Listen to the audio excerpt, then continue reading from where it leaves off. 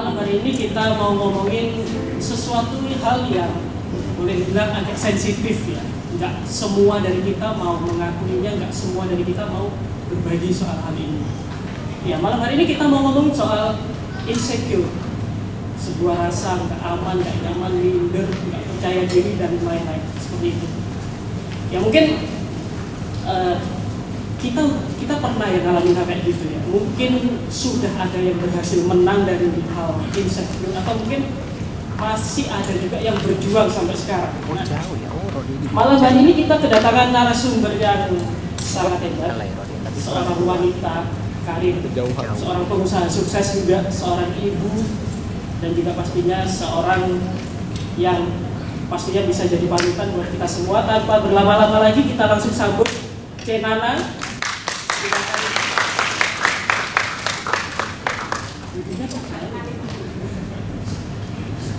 Oke, sekali lagi tepuk tangannya buat Cenana dan teman-teman.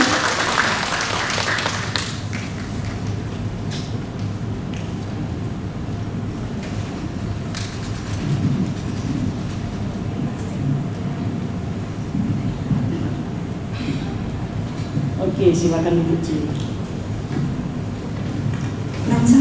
Ikan mana? Cari teman, bisa sendiri. Saya butuh dari Ibu bicara. Nggak apa-apa, berhubung saya kater nggak bisa ngatur sini. Malam C. Malam. Apa kabarnya C? Baik, sehat semua. Sehat. Gitu. Sebelumnya makasih juga mau datang, mau sharing ke guru. Malam hari ini ngomongin sesuatu hal yang memang tadi udah dibilang sensitif. Ya, sensitif. Terus terang awalnya saya sempat agak pesimis, agak ragu waktu tim dari Bipro nyiapin tema ini dan narasumbernya Cenana. Kenapa ya? Terus terang emang ada yang bisa digali dari Cenana kalau soal insecure gitu ya? Pengusaha, wanita yang ya hebat. Bahkan saya masih ingat dulu waktu kita masih di atas dulu kan, Arjunanya Cenana, dan Cenana juga ngomong bahwa Cenana ini sosok yang sangat cinta Tuhan juga. Makanya lah kalau ngomong insecure, apa ada yang bisa digali dari Cenana kan gitu ya? Kok kayaknya salah kali ya. Nah, makanya itu.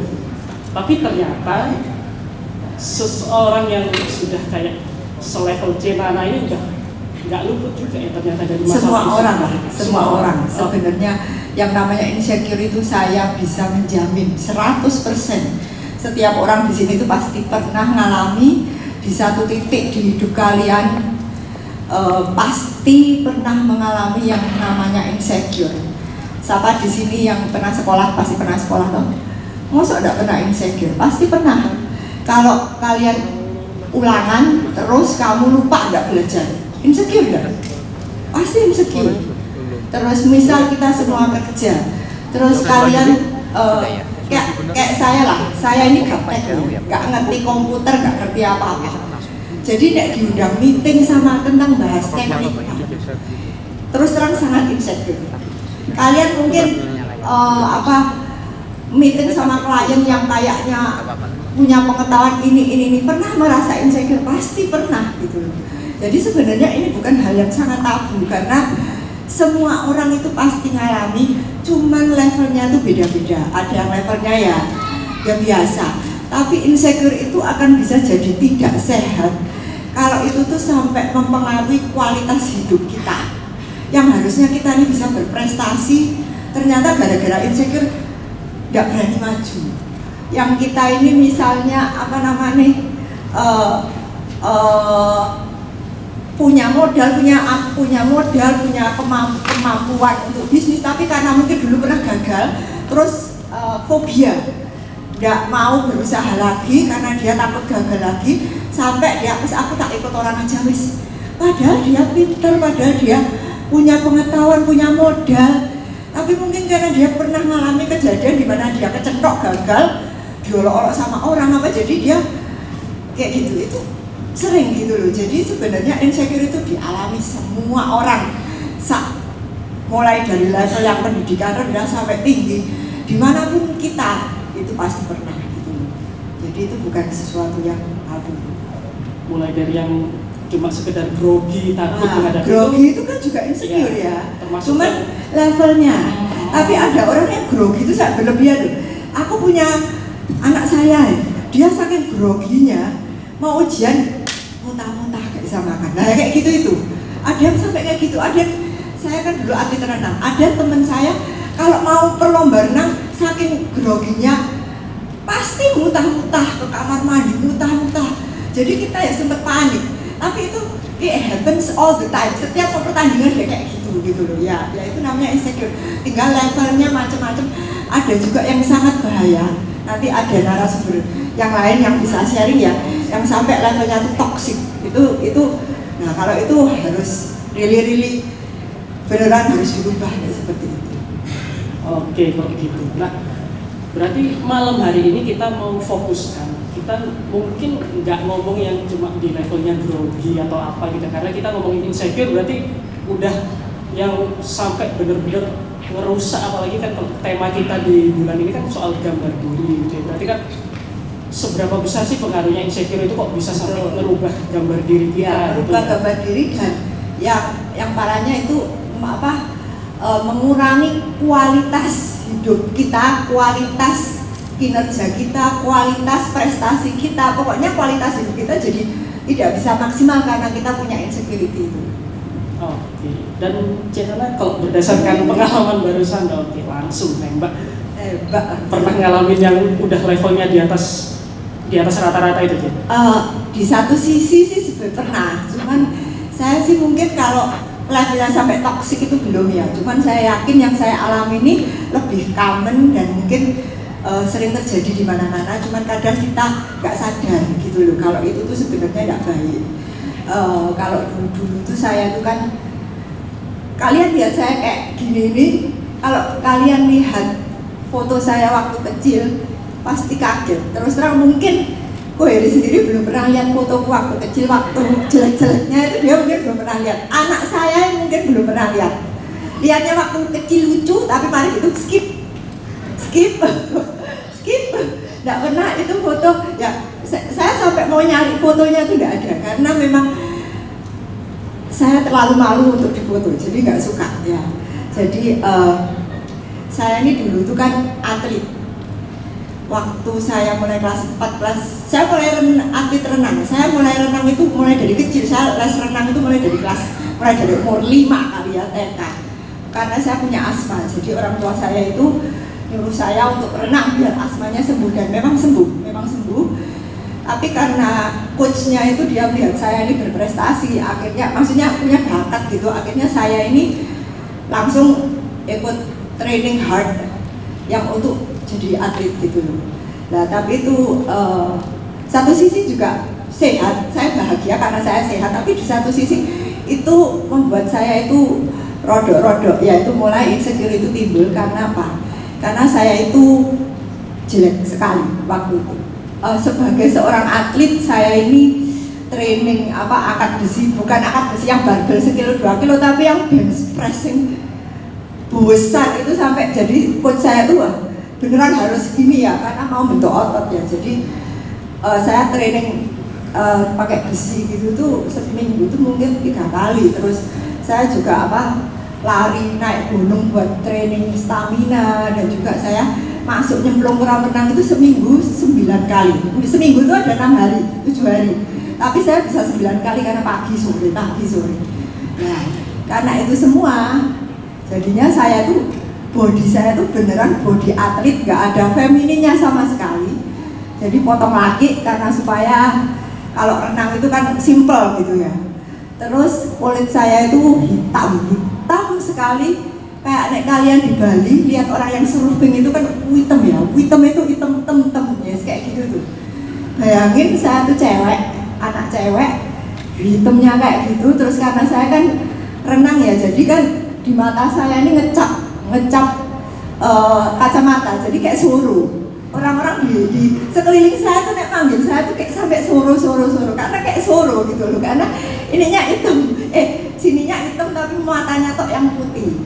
Terus gigi saya juga pakai behel, jadi wis beneran blek gitu loh. Jadi nek di foto wis gak ada api-api. Pernah saya nih sesekali ulang tahun kepengen foto yang bagus lah kayak baju princess, tapi mari gitu tak lihat kayak wong banji.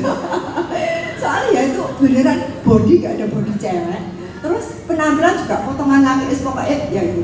Nah sebenarnya itu sih gak apa-apa kalau kita ini gak insecure, cuman masalahnya itu, nah itu yang membuat saya ini mulai insecure, karena saya ini pemalu sekali. Kenapa kok saya tuh sampai pemalunya kayak gitu? Karena setiap kali ada saudara-saudara datang atau temennya mama papa saya datang kenalan, oh ini anakku, kalian tahu mereka ngomongnya apa? Anakmu kok ireng? Pasti ngono. Anakmu kok kurus bungkring?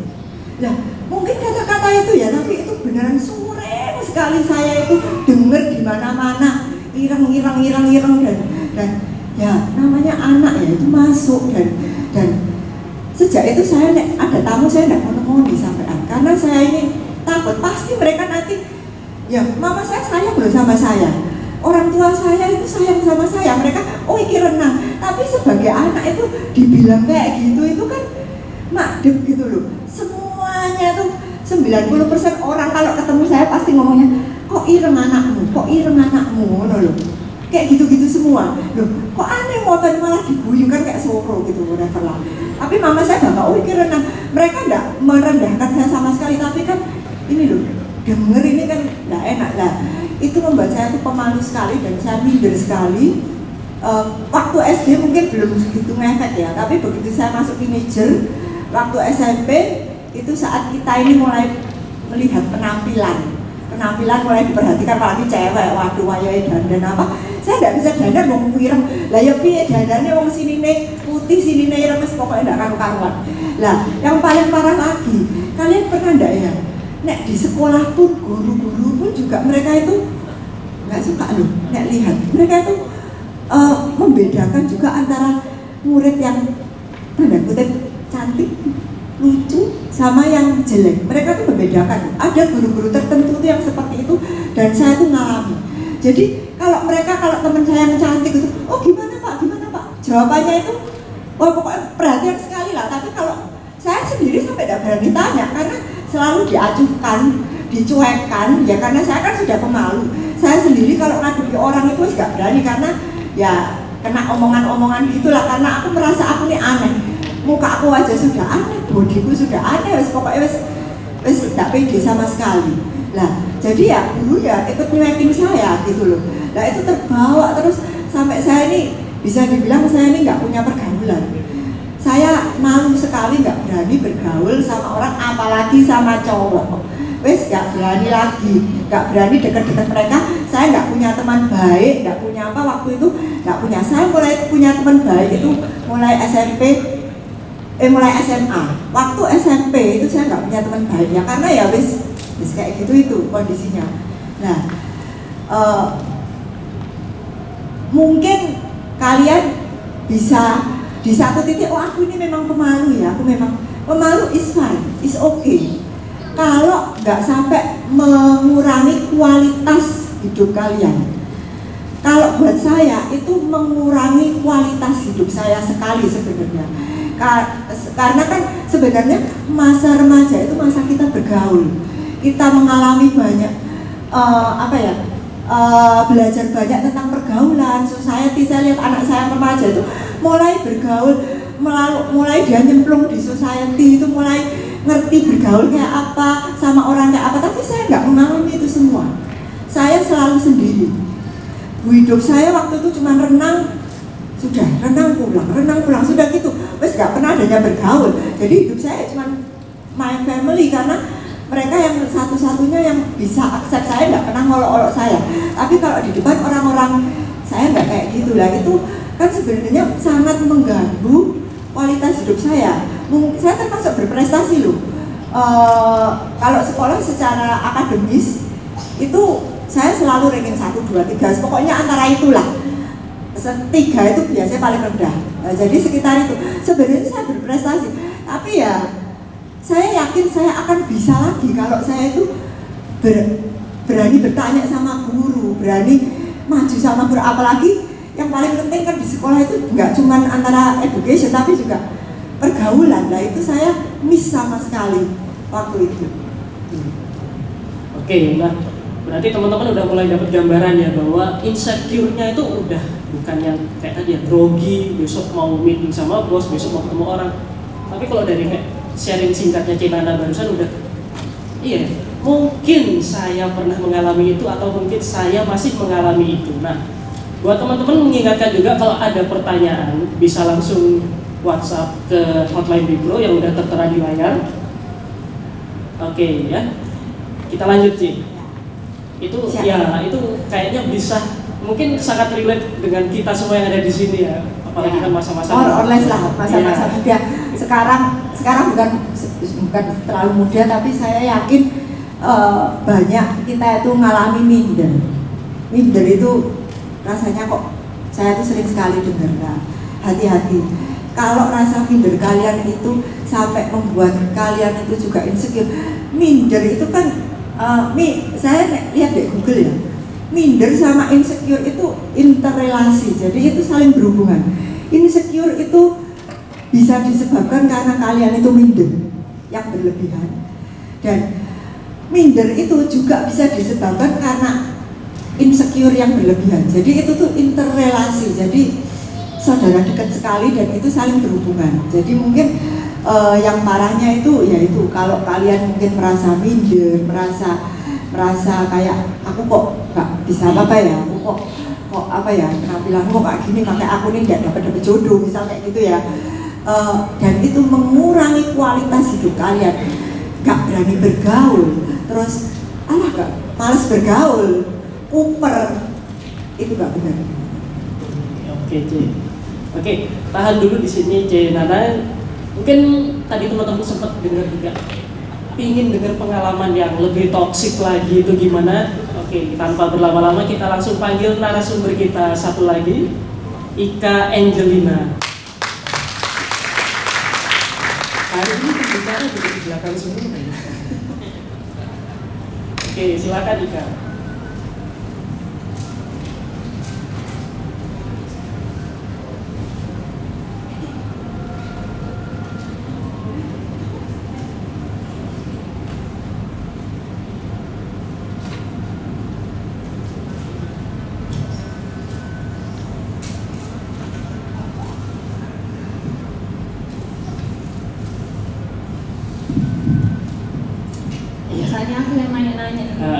Karena saya mau ditanya. Termasuk malam ini harusnya kamu ikut tanya-tanya ya.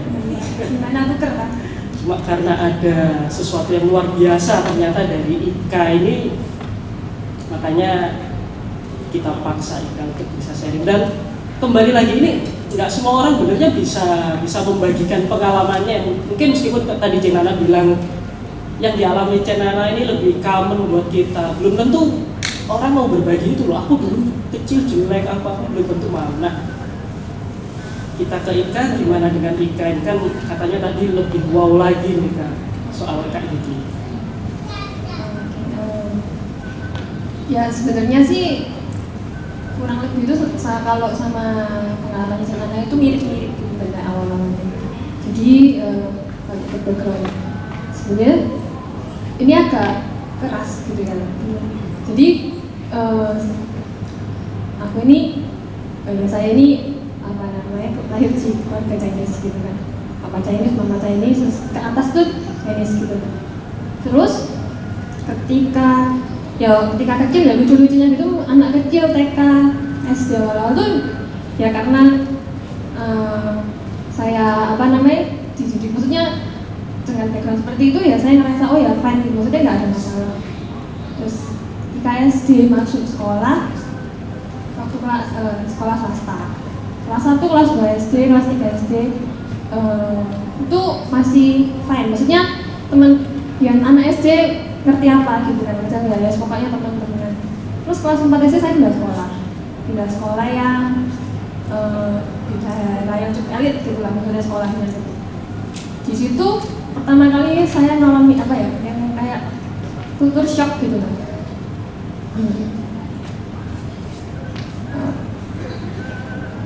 Pertama kali sekolah dengan bekal yang waktu kelas 1, 2, 3 semua saya biasa-biasa aja. ya bisa bergaul dengan siapapun gitu kan ya.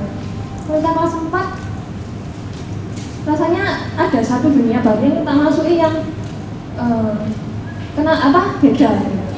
Yes, ekstrimnya kayak gini lah. Waktu dulu itu tahu itu zaman saya kecil nggak semua waktu Imlek kan nggak libur, nggak semua diliburkan, jadi cuma yang merayakan, yang libur, yang nggak merayakan tetap masuk. Ya karena saya merasa yang merayakan ya libur gitu. Terus besoknya tiba-tiba saya didatangi segerombolan orang gitu, terus dia tanya, ngapain kemarin kok kamu nggak masuk? Ya kamu memang rayain ini kan? Iya. Oh kamu Cina? Oh nggak mirip ya? Jadi itu pertama kali saya, ya anak SD sekarang tak bisa tak jawab, tanya mama papa aku usah ngerti gitu kan ya. Dulu iya ya enggak apa-apa.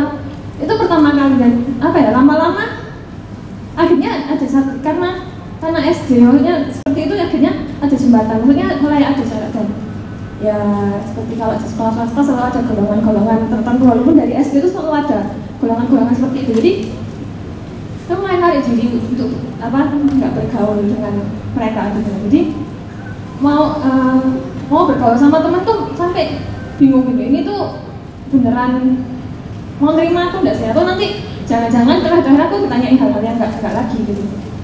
Itu di sekolah gitu. Terus di lingkungan rumah, karena dulu kan kelas 4 itu pindah rumah gitu, ada tetangga.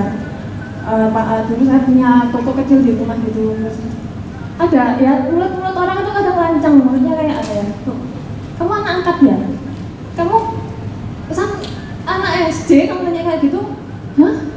Enggak, memang dijawab dengan polos, tapi verbal abuse kayak gitu tuh pelan-pelan masuk gitu.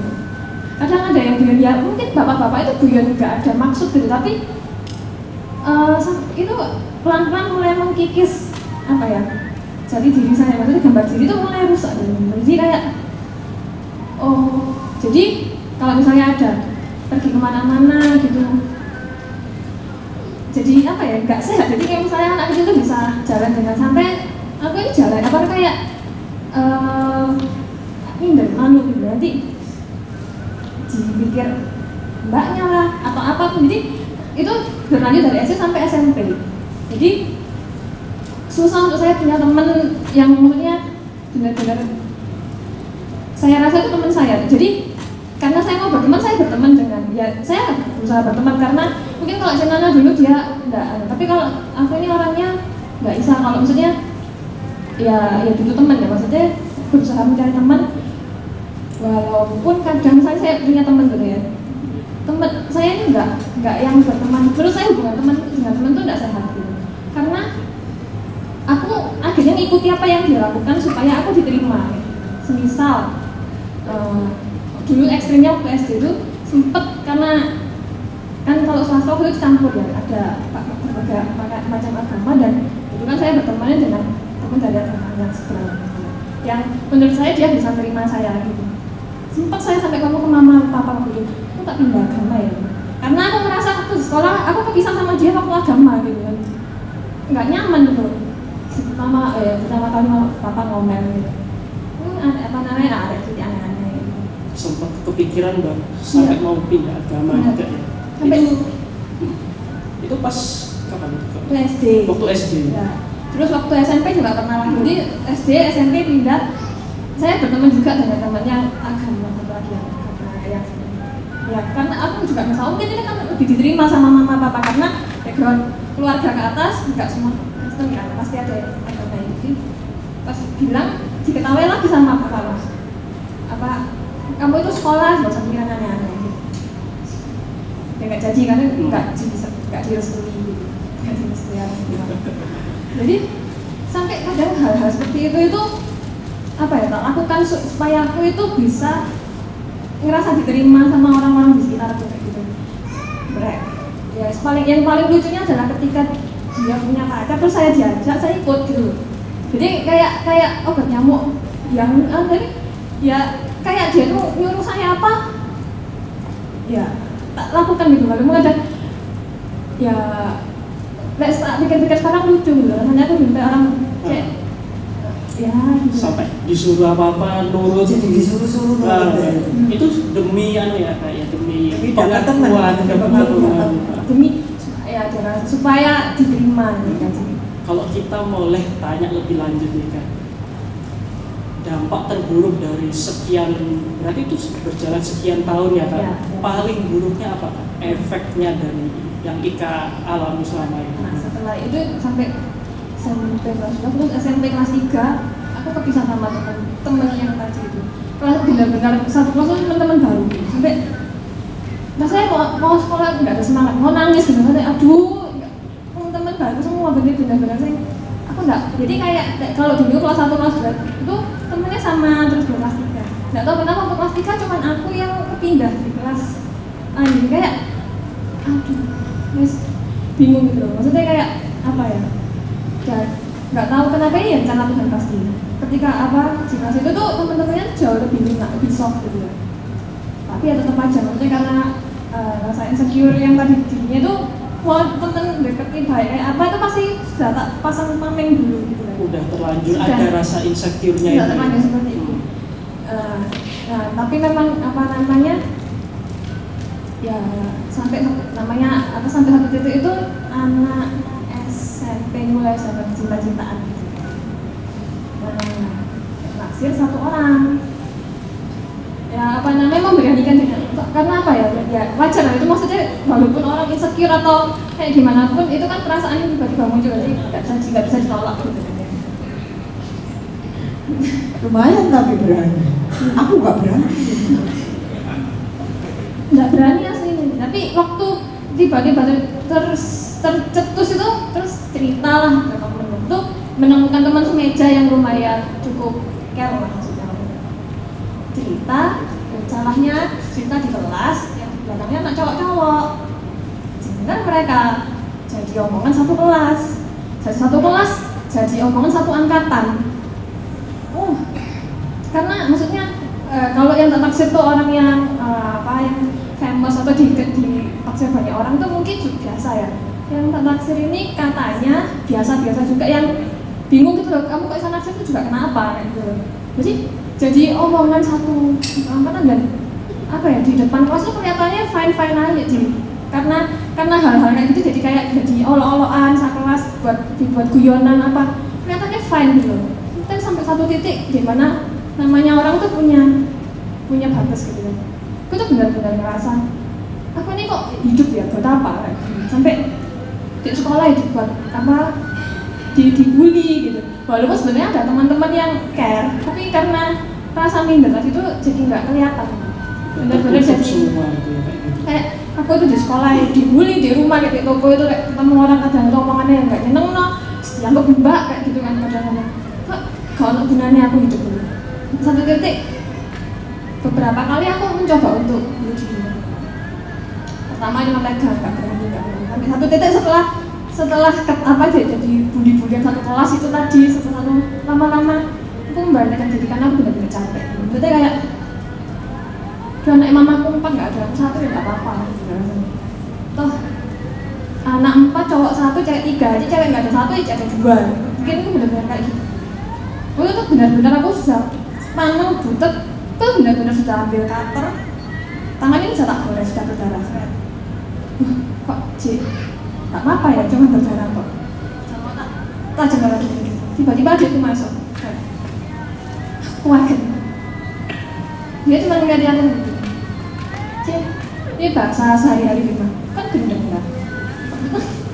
Dia waktu itu masih kelas 6 SD. Kan gendeng kan? Terus keluar kamar. Waktu itu memang saya sama dia tidur sekamar gitu. Pak lepas gitu. Setelah itu baru merasa perih. Aduh ya perih ya. Karena waktu yang pertama itu, jadi setelah sekian lama cuman pegang gores pegang gores enggak berani. Hari itu aku sudah memantapkan diri pergi ya. Sudah ya apa namanya kok ya pertama tadi masuk sebelum gitu, kok sudah pas berdarah gitu, ini sudah luka gitu, sudah perih. Tapi sampai detik ini adikku tak tanyain, dia nggak pernah merasa dia ingat aku mau mencoba hal itu. Dia nggak pernah mimpi paling aku ini. Jadi sampai detik ini dia nggak. Jadi benar-benar kayak kalau dia nggak masuk waktu itu mungkin saat ini nggak ada, sudah nggak ada. Mungkin nggak ada Ika yang seperti sekarang kita kenal ini ya sekarang. Dan setelah itu maksudnya apa ya? Nggak terus hidup nggak berubah. Oh setelah terselamatkan itu nggak yang langsung baik-baik aja. Tapi kalau setelah tak lihat-lihat sekarang itu ya, memang Tuhan itu baik. Jadi setelah itu, setelah kejadian itu, ya aku tetap sekolah, nggak mungkin nggak sekolah mana gitu. Tapi apa ya, teman-teman yang tadinya itu yang tak dorong jauh, maksudnya ya yang dia, mereka tuh dari care tapi nggak apa ya, nggak tak anggap yang aku takut untuk anggap. Tiba-tiba mereka itu benar-benar yang berusaha ngerangkul aku gitu, tanpa mereka tahu yang terjadi di rumah gitu. Kayak Tuhan itu ngeplot begitu apa ya, begitu luar biasa ya. Kayak mereka itu tiba-tiba kayak Alkitab beberapa teguran yang nyata-nyata itu mengubah gitu. Mereka apa waktu itu aku diajak pergi ke mall gitu. Ya aneh gitu, mereka pergi nggak pernah ngajak aku, tiba-tiba hari itu aku diajak. Ya karena aku sungkan, ya misalnya nanti nggak ditemenin lagi kan di sekolah ya gitu. Aku di sidang gitu, mereka tuh benar-benar sidang aku sampai pertama itu emosi gitu, kamu tuh nggak kenal-kenal, sudah kenapa-kenapa, maksudnya negur aku kayak gitu tuh buat apa gitu. Tapi setelah itu aku sadar, oh iya, berarti mereka tuh tulus sama aku. Dan setelah itu aku mulai berubah mindset. Kalau aku nggak nyoba untuk aku apa ya, percaya sama orang lain untuk nerima mereka ya, aku akan ada di sini-sini aja. Tapi itu nggak berarti insecureku sembuh. Ya pokoknya ya lumayan lah punya temen. Oke. Ya jadi teman-teman bisa lihat ya perbedaannya ya. Tadi yang mungkin Cinana lebih umum dan yang Ika tadi share-nya ini yang memang lebih ekstrim sampai mencoba bunuh diri itu. Nah ini sebenarnya kan bisa kita lihat ya, efek dari insecure itu nggak cuma menghalangi kita berprestasi lebih lagi, menghalangi kita berkarya, tapi kalau tadi efek yang ekstrim sekali bahkan bisa sampai kayak Ika gini ya. Nah, oke, sebelum kita lanjut, mungkin saya mau ngingetin lagi buat teman-teman ya yang mungkin sudah mulai ada unek-unek apa yang mau ditanyakan, bisa langsung ke hotline Bibro. Nah ini udah ada satu pertanyaan ini ya untuk Cinana sama Ika ya pastinya. Gimana sih bisa melewati sampai bisa keluar dari rasa insecure itu? Nah, ketika merasa ditolak oleh teman-teman, mungkin kalau orang tua pada saat itu bukan nggak menolak ya, malah kalau soal kasih sayang dari mereka tetap ada ya. Mereka oke mas, mereka Oke. tapi tetap nggak cukup. Ya. Oke, berarti apa saja yang baik yang ada di dalam diri kita bahkan udah ketutupi ya, bahkan kayak merasa aku kayak nggak punya apa-apa gitu ya. Nah, oke. Jadi gimana sih bisa melewati rasa insecure itu, terutama mungkin kalau pas waktu itu di sekolah kan masa labil-labilnya ya, masa remaja gitu kan, itu gimana nih bisa melewati itu, bisa menang lawan insecure pas di masa-masa sekolah itu? Mungkin dari Cinana dulu. Saya mulai bisa melewati itu masuk SMA, karena saat saya masuk SMA itu saat dimana saya ini ditangkap Tuhan.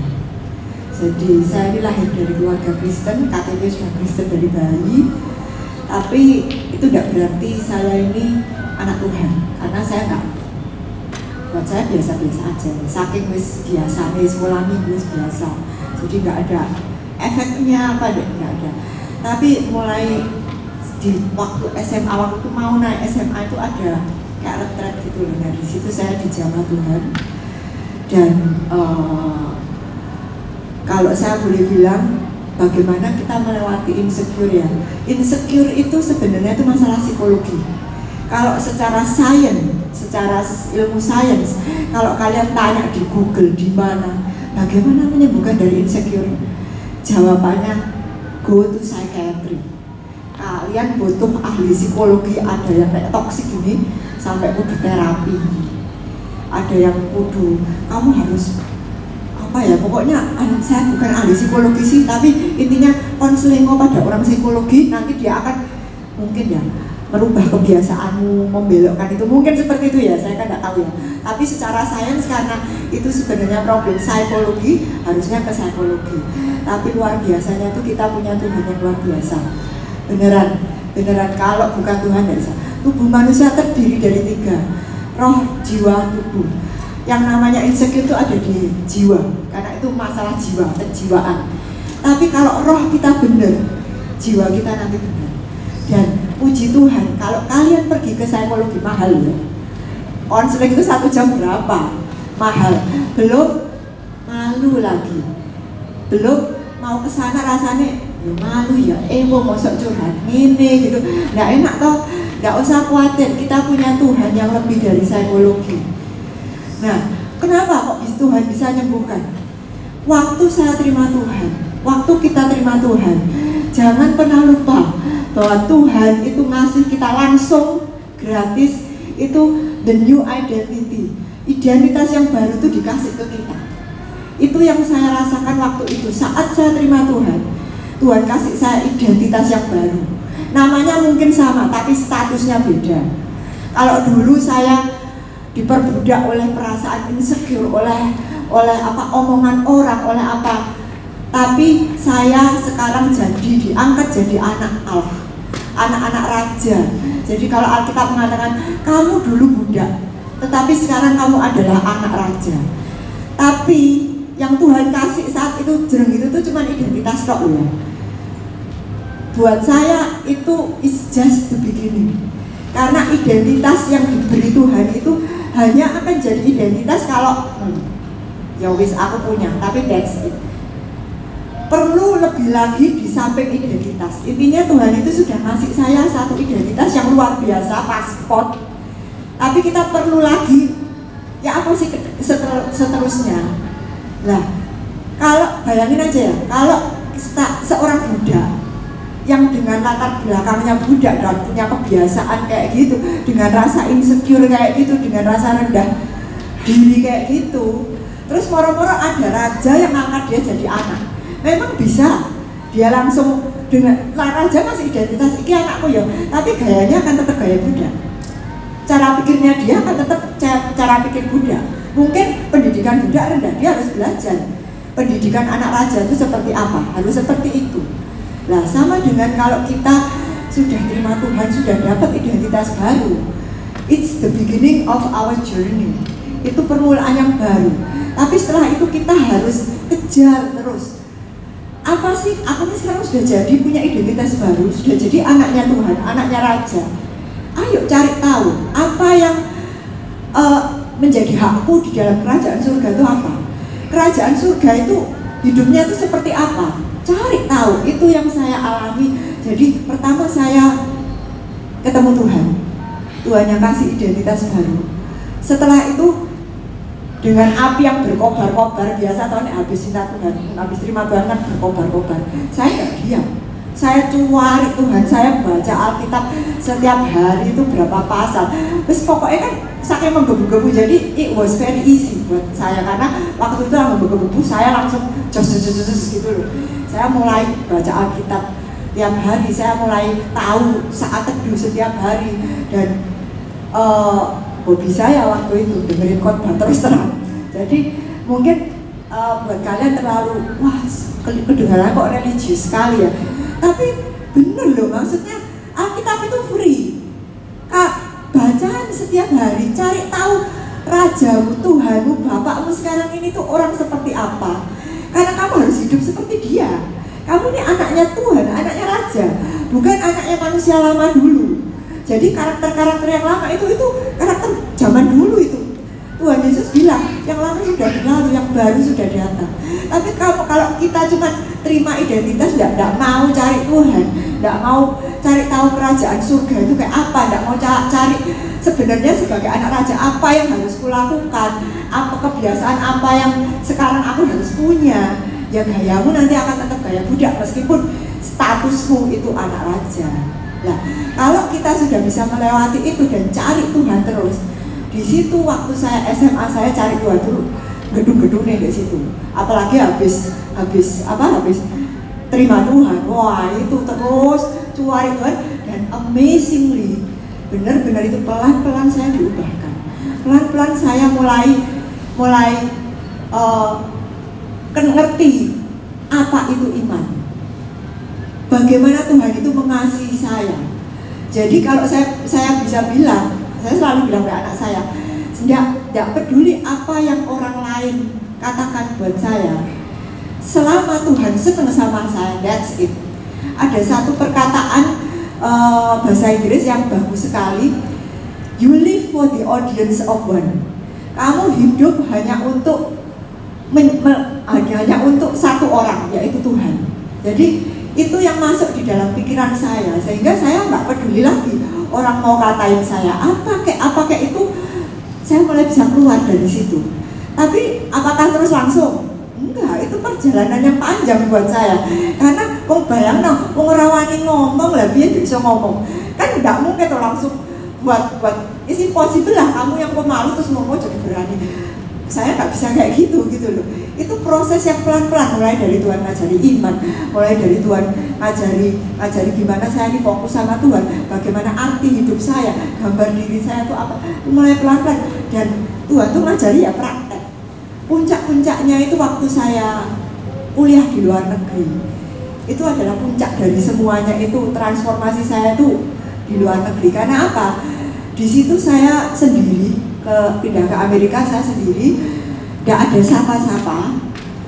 Dan waktu itu kan mau nggak mau saya ini harus ngomong, harus berani, mau ngurus apa-apa ya dewe, mau daftar sekolah, daftar kelas. Kalau di luar negeri itu kan habis masuk kuliah itu harus daftar kelas toh. Nah itu kan mesti ngomong sama orang ya, mesti ada konselornya dan kita mesti ngomong, aku mau daftar. Itu pun aku biasanya tidak berani kayak gitu itu, ya malu lah ya gitu loh ya. Tidak bisa langsung, tapi saat saya di sendiri itu saya di Amerika tuh saya merasa Tuhan itu begitu nyata dalam hidup saya. He talk to me every day, dan benar-benar saya malu dia ngomong, aku sama kamu, itu jelas sekali di hati saya. Jadi kayak ada yang nge-push ngomong, nggak usah takut, ayo ngomong. Jadi ada yang nge-push di dalam ini. Pelan-pelan saya mulai beranikan diri ngomong, ternyata ya bisa ya gitu loh. Pelan-pelan lah, itu mulai bergaul, dan Tuhan pulihkan luar biasa. Di Amerika itu pertama kali saya mendengar orang memuji saya cantik itu di Amerika. Terus terang. Bukan bukan. Loh, karena waktu sampai SMA pun nggak ada yang bilang saya cantik gitu loh. Lah, tapi begitu di Amerika, amazingly saya ketemu orang-orang dari segala macam bangsa, dari Singapura, dari Thailand, dari Cina, dari semua dari Amerika, dan saya nggak tahu ya, buat mereka nek kulit coklat itu kok cantik ya. Jadi mereka itu kan orangnya terbuka. Jadi saya merasa, aku kok diterima ya di sini. Jadi malah ada muji, you are exotic gitu loh. Lah itu mulai Tuhan tuh pulihkan, ternyata aku ya. Nah itu loh, sakit hati saya selama ini dikatain jelek, ireng, apa itu mulai sembuh di situ. Jadi Tuhan pulihkan one by one. Mulai dari saya tidak berani ngomong, saya tidak berani pulihkan sampai jati diri saya, self image saya itu disembuhkan di situ. Nah mulai itu saya mulai percaya diri. Jadi itu nyata sekali waktu saya di Amerika dan sendiri, beneran Tuhan itu senyata seperti kalian di situ. Meskipun saya tidak melihat dia, tapi itu bimbingannya di hati saya, di pikiran saya itu jelas sekali setiap hari. Mau maju, sampai saya mau presentasi pun, kalau di Amerika itu ujian itu presentasi, jadi nggak cuma nulis, tapi kamu suruh ngomong. Kalau di sini dulu nggak ada kayak gitu di sini. Anak saya sekarang SMP dia sudah mulai presentasi. Untung dulu zaman saya nggak ada, ada ya nol nilai saya. Nah, waktu di Amerika saya suruh presentasi pun itu kejadian ajaib pun terjadi. Tuhan bantu saya nggak berani ngomong, nggak bisa ngomong. Saya ini sampai dengerin Tuhan ngomong di kepala saya ini tinggal ngikuti ya. Saya ini tuh kayak ada perkataan di kepala saya ini ngomong. Jadi presentasi saya contekan kabeh gitu loh. Sampai segitunya gitu loh. Tuhan tuh bimbing saya tuh pelan. Ya soalnya aku nggak berani ngomong, bingung gitu loh. Jadi Tuhan itu ngajari sampai sebegitu lupa gitu loh. Saya tahu itu juga karena saya ini cari dia, dan dia tahu saya mau berubah ya. Tuhan tahu kelemahan saya, dia pasti bantu ya. Itu bantuannya Tuhan buat saya pelan-pelan seperti itu. sampai akhirnya saya bisa seperti ini. Dan saat saya selesai sekolah, saya pelayanan pun saya dicemplungkan ke pelayanan itu orang bule. Jadi saya di gereja bule di situ. Dan kita memuridkan banyak orang dan door to door, nginjil itu door to door. Nah itu orangnya tuh mulai dari orang Bambung, orang jalanan, itu saya hadapi semua. Dan itu mulai training, mulai latihan saya, karena kan sudah lumayan berani nih, mulai trainingnya apa ngadepi orang Bambung, orang yang jalanan, orang yang orang yang apa namanya yang berandalan gitu itu. Nah itu mulai di training pelan-pelan. Self esteem saya itu mulai dilatih sama Tuhan, sampai saya ketemu sama pendeta-pendeta besar pun saya juga berani ngomong, gak nervous lagi. Saya berani approach dan ternyata ya fine ya ternyata ya. Jadi itu perjalanan yang panjang, yang lama, yang Tuhan tuh train saya sampai dari dulu itu kayak gitu parah sampai bisa karakter, sifat dan apa ya confidence itu bener-bener dirubah. Terus beneran kalau lihat saya dulu sama sekarang itu totally different, mungkin kalian akan gak kenali gitu loh. Tapi intinya cuma satu, kok bisa berubah, kenapa? Karena ketemu Tuhan, bukan ketemu psychiater. Zaman dulu mungkin gak ada, jadi cuma ketemu Tuhan. Oke, luar biasa sekali C. Kalau ikan kan tadi kalau C Nana kan cerita mungkin dia awalnya dari ketemu Tuhan, tapi nggak berhenti cuma ketemu dan dikasih identitas baru ya, tetap ada bagiannya C Nana yang tetap harus C Nana perjuangkan kan. Nah, kalau dari Ika ini kan kalau pas masa SMA itu kan juga bisa dibilang lebih toksik ya tadi ya. Nah, ini sekalian ada pertanyaan juga Kak. Kalau kita sekarang ini kan juga misalnya lagi ada yang bergumul dengan insecure-nya sampai ke arah sana juga yang lebih ekstrim juga tadi ya. Kalau dari Ika sendiri step-stepnya gimana nih untuk bisa bebas dari itu? Sebenarnya jawabannya itu nggak jauh-jauh dari Jenana juga. Setelah walaupun kita punya waktu itu sudah ketemu teman kayak sudah punya komunitas gitu ya. Ketika stres, maksudnya ketika ada tekanan hal-hal itu tuh masih tetap berkelibat loh, mati lah untuk self harm kalau bilang ya itu selalu ada loh. Jadi kita punya teman baik pun itu tidak menghilangkan penyakit itu tadi gitu. Sampai kalau satu titik waktu itu benar-benar total bisa sembuh itu sama sebenarnya kita itu harus ketemu Tuhan dulu.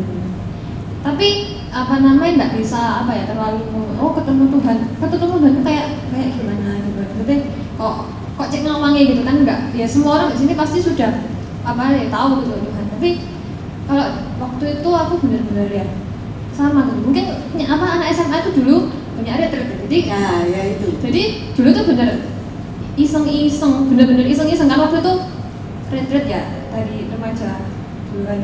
Retreat yang Sabtu Minggu cuma bayar 50.000 gitu. Aduh, karena nganggur-nganggur ya ikut gitu. Nganggur ikut. Tapi benar gitu loh. Ketika kita itu nggak pernah tahu rencana Tuhan gitu loh. Itu karena nganggur ikut. Tapi di situ Tuhan beneran tangkap gitu. Maksudnya Tuhan tuh kalau kayak ngingetkan kita dulu kalau kita itu berharga buat Tuhan. Jadi tapi nggak cukup sampai itu benar kata Cina gitu. Nggak cuma sekedar kita dikasih identitas baru terus kita itu berarti free bebas gitu enggak.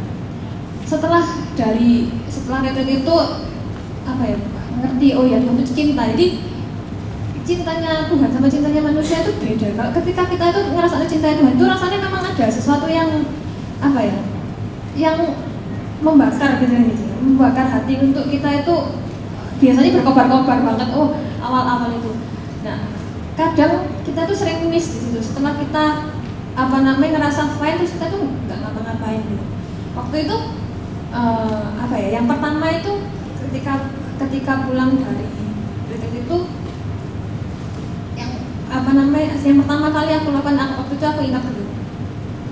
Waktu itu siapa ya? Dia itu bilang dulu untuk kita itu belajar menerima diri kita apa adanya dulu, acceptance gitu.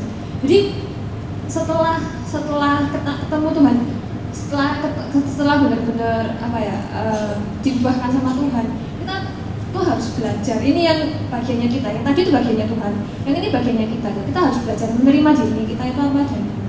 Maksudnya, ya wes, aku nggak bisa ngubah apa-apa. Maksudnya dengan apa namanya, ini dikasih Tuhan kayak gini, aku mau ngubah apa gitu.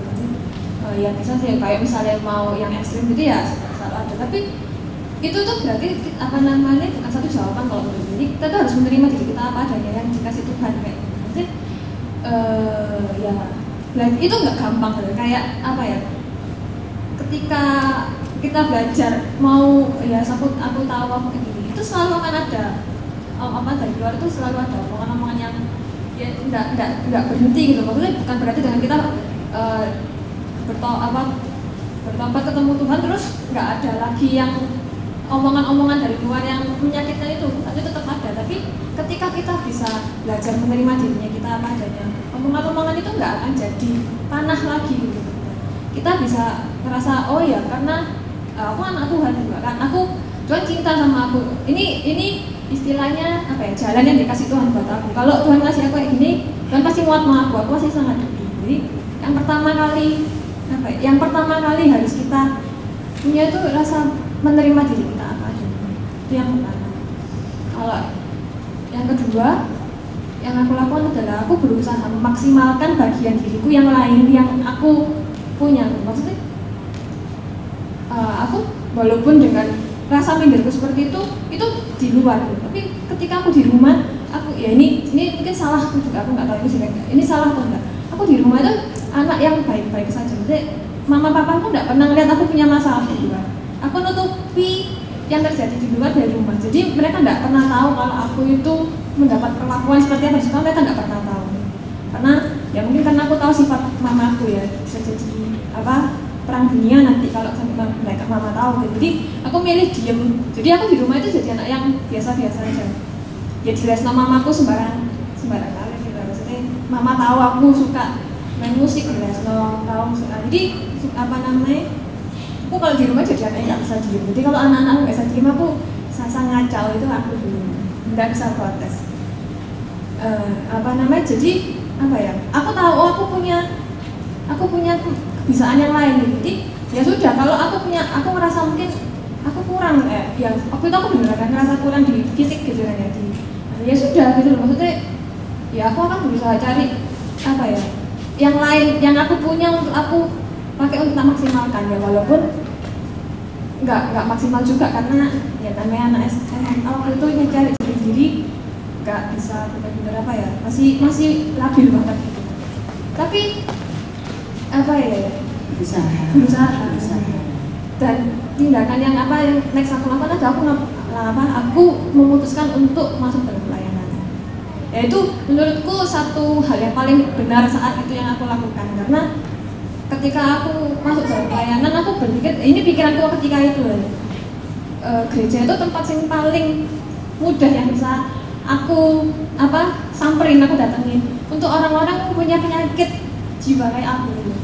Dengan aku pelayanan, aku bisa belajar, aku bisa dibimbing, aku bisa, karena ya nggak mungkin aku di rumah, maksudnya di rumah sendiri, mama papaku nggak tahu masalahku gitu kan. Jadi ya aku waktu itu ke gereja aku pelayanan dengan pola pikir yang sangat sederhana ya, satu pelayanan naik supaya aku bisa ngerti gitu aku harus ngapain ke depannya. Pelayanan dia itu melakukan hal yang aku bisa. Itu sih. Oke. Berarti kalau boleh disimpulkan secara singkat nih ya, pertama kan berarti tadi harus ketemu Tuhan dulu. Nggak ketemu psikiater ya? Dulu tuh kalau ke psikiater kok ada, tapi malu jadi malu di GJ soalnya. Kita kalau mau ke psikiater kan selalu negatif kan? Negatif. Konotasinya ini orang gila tak?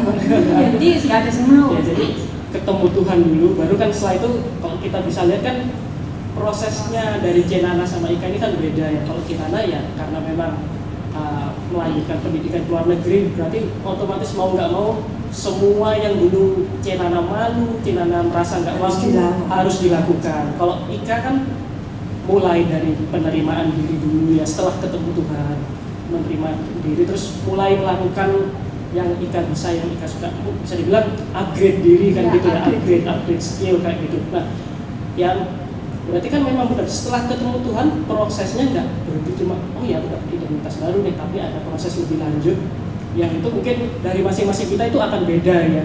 Betul, setiap kita pasti beda karena Tuhan itu paling tahu siapa kita, paling tahu gimana menyentuh hati kita, paling tahu gimana caranya merubah modelnya keahlian itu yang beda-beda. Dia pasti yang paling tahu karena dia yang buat kita itu dari kandungan, dia tahu onderdilnya, spare partnya apa tuh dia tahu semua. Jadi beda-beda. Oke, nah itu berarti yang bagian kita itu ya otomatis kita harus lakukan ya, nggak bisa nunut, nggak bisa titip ya itu ya. Ika nggak bisa menjalani prosesnya Cinana juga ada prosesnya sendiri-sendiri. Nah, ini mungkin pertanyaan terakhir ya, mungkin karena waktu juga. Apa indikasi kalau kita udah mulai mengalami rasa insecure, minder yang ekstrim? Jadi bukan cuma yang merasa kayak tadi yang grogi, takut ketemu orang, tapi yang mungkin lebih ekstrim lagi ya, yang udah benar-benar nggak bisa nerima diri ya. Kalau dari pengalaman Cinana sama Ika aja, kira-kira kalau orang itu apa sih Ekstrim? langsung dilempar Ekstrim. Kalau apa indikasinya ya? Tiap orang pasti punya apa ya indikator yang berbeda-beda gitu, karena ya apa Tuhan kasih kemampuan yang berbeda-beda gitu kan. Jadi bisa aja mungkin jawaban saya itu buat mereka oh itu masih biasa kayak gitu ya. Tapi yang pasti ketika apa ya tadi apa namanya kualitas hidup kita itu mulai kacau, mulai apa ya nggak bisa maksimal, nggak bisa apa hal-hal itu mengganggu sampai ke kegiatan sehari-hari. Kayak dulu kalau aku dulu itu mau ke sekolah itu malas gitu karena rasanya begitu sampai di sekolah itu aku tahu apa yang aku mau hadapi dan pulang sekolah itu rasanya energiku habis, beneran habis. Jadi dari rumah itu terkesan malas karena akhirnya malas ngapa-ngapain gitu karena sudah habis duluan di sekolah. Terus apa nggak bisa maksimal, nggak bisa melakukan apa yang kita suka, nggak bisa melakukan segala sesuatu dengan bebas karena mau ngapa-ngapain itu akhirnya kita tuh jadinya mikir biasanya cuma sekali itu bisa makin sampai 1000 sampai 20.000 kali. Jadi mau melangkah itu berhenti gitu. Itu sudah perlu apa ya cek gitu loh. Ini kenapa? Maksudnya apakah cuma ragu atau apa atau gimana? Setuju. Oh, setuju aja. Oh, nggak mau ngasih tambahan Setuju. Komplit. Oke, mungkin teman-teman mungkin mohon maaf ya karena keterbatasan waktu, jadi ya nggak kerasa ya. Memang kalau ngomongin gosipin orang enak ya, ngomongin Ika sama ngomongin Cinana enak, nggak tahu-tahu udah habis aja waktunya. Nah mungkin kalau dari Cinana ini mungkin buat kesimpulan kita aja soal insecure ini gimana? Mungkin ada ayat-ayat yang menguatkan atau yang bisa buat kita pengingat gitu. Ini masih ada waktu berapa? Mau minta berapa ya? Kata Janaan. Kemarin saya ini sebenarnya dikasih satu cerita sama pengurus ya. Sampai itu yang ngasih sebenarnya yang ngasih saya ayat itu kemarin Hakim-Hakim 6 ayat 1 sampai 16. Saya dikasih itu dan saya percaya ini pengurus luar biasa diurapi sama Tuhan. Kok bisa memikirkan itu, tapi saya diberkati sekali sama ayat ini ya. Sebentar, soalnya tak lihat dari sini. Nah, tahu tuh ceritanya Gideon itu ya kalau kita lihat sebelah, kalau kita lihat di Alkitab itu banyak sekali tokoh Alkitab itu yang startnya itu dari insecure. Yang paling jelas itu Musa itu kelihatan mata dia very insecure sampai disuruh sama Tuhan menghadap Firaun, suruh membawa bangsa Israel keluar dari Mesir. Dia takutnya sebab kayak gitu sampai dia nggak mungkin aku Tuhan aku lebih siapa apa, dan dia tuh gagap sampai Tuhan akhirnya nyuruh wis kau bawaan Harun gitu loh, suruh bantu. Itu salah satu tokoh yang insecure, tapi Tuhan dengan prosesnya yang luar biasa dengan Musa, akhirnya Musa juga dirubah. Akhirnya dia berani toh nyeneni bangsa Israel waktu dia menyembah Baal, berani dia. Meskipun awal-awalnya dia startnya kan ditemani dulu sama Harun yang ngomong, yaitu proses Tuhan. Musa contohnya. Tapi ada banyak hal lagi selain Musa. Nabi besar Elia itu juga pernah insecure waktu dia itu dikejar sama Isabel sampai dia itu kan takut sekali sampai dia sembunyi di gua, nggak berani keluar, itu juga karena insecure dia. Jadi banyak sekali. Dan ini kemarin contoh yang diberikan sama pengurus buat saya, dikasihkan ke saya, dan saya kaget, wah hebat ini pengurus diurapi Tuhan luar biasa, karena saya dapat banyak dari ini, makanya saya mau bagi. Ini ceritanya tentang Gideon. Ada yang tahu Gideon toh? Gideon itu salah satu hakim di Israel, dan Gideon itu awalnya juga dia insecure. Kita baca di situ, tahu, nggak usah baca semuanya karena ceritanya panjang, nanti baca sendiri di rumah. Tapi intinya waktu itu kan Israel itu lagi diserang sama bangsa Midian, dan waktu itu tiba-tiba Tuhan itu datang sama Gideon. Nah, dia dia bilang sama Tuhan. Dia bilang sama Tuhan, Nah, ayat 11.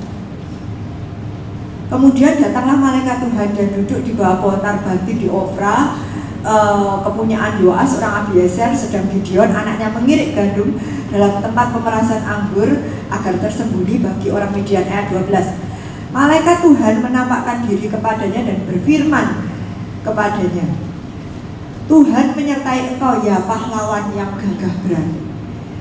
Itu adalah waktu Tuhan ketemu sama Gideon, sama seperti Tuhan ketemu sama saya. Tuhan berikan identitas baru. Apa identitasnya dia? Pahlawan yang gagah berani. Alkitab bahasa Inggris mengatakan you mighty warrior. Langsung sama Tuhan dikasih identitas yang baru sama Tuhan. Tapi apakah itu merubah semuanya? Enggak. Tapi Gideon masih, Tuhanku, jika Tuhan menyertai aku, dia masih nggak percaya, musuh aku bilang kamu. Nah, tapi Tuhan tuh nggak peduli Gideon kayak gitu, dia tetap ngomong. Yang dilakukan Tuhan setelah dia memberikan identitas kepada Gideon, ayat 14. Lalu berpalinglah Tuhan kepadanya dan berfirman, pergilah dengan kekuatanmu ini dan selamatkanlah orang Israel dari cengkraman orang Midian. Yang pertama yang dilakukan sama Tuhan setelah dia memberikan identitas baru sama Gideon, yang pertama Tuhan mengingatkan lagi apa kekuatan yang Gideon punya sebenarnya sebagai mighty warrior, sebagai prajurit yang gagah berani. Itu apa yang dia punya. Dia ingatkan, pergilah dengan kekuatan yang kamu punya. Dia ingatkan, kamu ini punya kekuatan loh. Itu yang dilakukan sama Tuhan. Dan saat kadang-kadang waktu Tuhan pertama kali ngasih kita identitas baru, dia yang pertama dia lakukan, dia ingatkan lagi identitasmu. Kamu ini siapa? Kekuatan yang kamu punya. Kamu ini anak raja. Jadi kamu ini dikasih sama Tuhan. Karya penciptaanmu itu luar biasa di mata Tuhan. Itu diingatkan lagi sama Tuhan. Dia akan ingatkan seperti itu kepada kita. Ini yang dilakukan kepada Gideon. Terus yang kedua, setelah itu dilakukan sama Tuhan, terus ceritanya itu berlanjut. Yang selanjutnya Tuhan itu bilang gini, Gideon masih ngetes, jika sekiranya aku mendapat kasih karunia di matamu, maka berikanlah kepadaku tanda. Terus jangan pergi dulu, intinya gini, tak singkat ya. Jangan pergi dulu Tuhan, ya sebentar. Aku mau nyiapin untuk bikin mesbah. Ya wes pergi yo. Terus akhirnya si Gideon tuh nyiapin mesbah. Lalu Tuhan itu ngomong lagi, ambil daging roti tidak beragi itu, letakkan di itu. Jadi dia ngajari, gini loh caranya, ditoto di sini. Setelah itu Tuhan langsung dia pakai tongkatnya malaikat itu disentuh dengan mesbah itu dan api keluar jus. Setelah api keluar, malaikatnya itu hilang. Baru saat itu Gideon itu melihat, oh ternyata ini Tuhan ini kayak gini. Kamu benar-benar Tuhan. Langsung, aku sudah melihat Tuhan, aku ini berdosa. Dia sampai ngomong gitu, begitu matanya terbuka. Jadi yang kedua yang dilakukan Tuhan setelah dia memberi identitas baru sama Gideon, yaitu dia mulai memberikan kepada Gideon itu reveal himself. Jadi menyatakan dirinya kepada Gideon. Aku ini Tuhan, aku ini punya kekuatan yang kayak gini. Aku ini Tuhan yang sesungguhnya kayak gini. Sehingga begitu Gideon itu melihat kuasa Tuhan, melihat ketuhanannya si malaikat itu, wah itu ternyata Tuhan itu seperti itu gitu loh.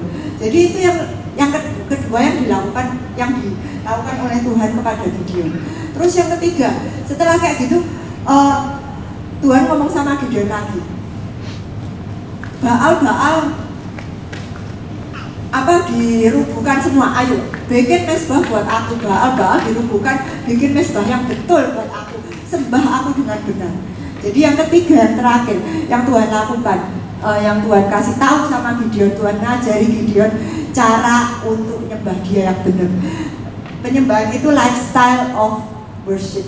Penyembahan itu lifestyle-nya orang Kristen. Jadi Tuhan itu ngajari Gideon lifestyle-nya orang yang sudah berubah identitasnya itu kayak apa sih. Dia tidak mau idolatri, dia tidak mau nyembah berhala, hapus semua berhala, nyembah yang benar gitu loh. Jadi itu yang biasanya Tuhan ajarkan kepada kita. Kalau dia mengubah identitas kita, yang pertama dia akan ingatkan kekuatan kita ini siapa. Itu akan diingatkan sama Tuhan. Terus cari Tuhan, diingatkan terus kita ini siapa. Terus yang kedua nanti Tuhan akan membukakan diri kepada kita, Tuhan yang kita sembah itu kayak apa, kerajaan surga yang seharusnya kita hidup itu kayak apa, kita sebagai anak raja yang tinggal di kerajaan surga kayak apa sih harusnya modelnya. Terus yang ketiga, Tuhan itu akan tunjukkan lifestyle yang benar itu kayak apa sih sebenarnya. Sebagai anak raja yang punya identitas yang baru, lifestyle-nya itu harus kayak apa. Jadi 3 hal ini yang saya dapat dari ceritanya Gideon. Dan setelah yang terakhir itu akhirnya Gideon disebut sebagai Yerubbaal. Yerubbaal itu artinya adalah musuhnya Baal, malah lebih sangar lagi gitu loh. Bukan cuma mighty warrior, tapi dia disebut musuhnya Baal, musuhnya the devil gitu loh. Sama seperti kita, kalau kita sudah bisa menjadi hidup dalam identitas kita sebagai anak-anak Tuhan, nanti kita pun akan jadi musuhnya setan. Tapi nggak takut, dia nggak takut karena dia sudah berubah. Nah setelah itu mulai nanti dia akan dipakai Tuhan luar biasa. Jadi ya itu kemarin yang saya dapat dari ayat yang dikasihkan oleh pengurus yang luar biasa. Memang betul saat kita menerima Tuhan itu saatnya kita terima identitas baru. Tapi pesan saya yang terakhir jadi kesimpulan ya, kalian di sini saudara semua jangan pernah puas dengan negatif feelings yang kamu punya. Jangan pernah nerimo, oh aku orangnya ya wis minder, aku ya orangnya wis gini lah, wis kayak gini wis gak bakal sama juga. Jangan pernah nerima dengan negatif feelings. Jangan pernah sia-siakan identitas baru yang Tuhan kasih buat kamu. Identitas baru yang dikasih Tuhan itu harganya mahal. Dia membayar kita itu dengan harga yang mahal. Jangan sia-siakan itu, jangan stop di situ. Kalian harus punya kemauan untuk berubah dan start to change gitu loh. Cari Tuhan. Kerjakanlah keselamatanmu dengan takut dan gentar. Tetap kita ini harus kerja. Saya percaya kalau kita nyari Tuhan, kalau kita nggak berhenti dengan identitas yang baru, nanti transformasi itu akan terjadi. Manusia lama kita dirubah, pikiran negatif kita, sifat-sifat emosi negatif kita itu juga akan diubah jadi positif semua. Karena itu saya himbau semua saudara-saudara di sini semua, never stop hanya cuma jadi anak Tuhan, jadi anak raja. Work out, kerjakanlah keselamatan yang mahal ini dengan takut dan gentar, supaya kita semua bisa benar-benar maksimal, nggak cuma ngomongin tok anak raja, tapi kita juga hidup sebagai anak raja dengan emosi positif seperti anak raja. Terima kasih luar biasa sekali. Ya, jadi teman-teman udah terjawab semua ya. Mungkin kalau dari antara kita masih ada yang merasa insecure, tadi bilang cari Tuhan dulu. Ya, jadi setelah itu baru kita akan jalani proses kita yang selanjutnya itu. Dan kalau memang membutuhkan, artinya butuh bantuan dari tenaga profesional seperti psikolog, psikiater, jangan pernah merasa malu untuk melakukan itu. Ya, karena itu bisa jadi kan sama aja dengan orang sakit pergi ke dokter. Apakah pergi ke dokter nggak percaya Tuhan? No, itu bisa jadi memang jalannya Tuhan. Kita pergi ke psikolog atau psikiater. Karena seperti yang sudah dicontohkan tadi, efek dari insecure ini amat sangat nggak bisa diprediksi ya. Ada yang ya cuma sekedar oke lah merasa minder, merasa nggak pede, tapi ada juga yang sampai ekstrim seperti yang dicontohkan dari Ika tadi. Jadi kalau memang teman-teman butuh proses dan pengobatan atau sebuah treatment lebih lanjut, jangan pernah merasa malu, karena tadi Kenana bilang proses dari setiap kita itu beda-beda. Tapi yang sama dan yang pasti harus kita lakukan adalah cari Tuhannya dulu. Oke, terima kasih malam untuk malam hari ini. Sorry. Kalau bisa jangan sendirian. Maksudnya ketika kamu mengalami insecure, jangan dipendam sendiri. Kamu cerita dengan orang yang kamu percaya. Kadang itu bisa membuat kamu itu jauh lebih dikuatkan dulu. Ya kalau kamu punya gembala MA, cerita ke gembala MA-mu, atau mungkin kalau punya pasangan ke pasangan. Jadi jangan dipendam sendiri, karena itu bisa jadi toksik lama-lama, karena cuman kita sendiri yang rasakan kan. Jadi carilah partner rohani yang bisa menguatkan. Oke, terima kasih. Itu juga sudah kasih luar biasa. Terima kasih untuk malam hari ini untuk teman-teman yang sudah hadir, dan pastikan juga teman-teman hadir di Sabtu depan dan Sabtu depannya lagi, karena kita pasti punya tema-tema dan topik-topik yang menarik yang kita bahas, kita kupas. Terima kasih, Tuhan Yesus memberkati.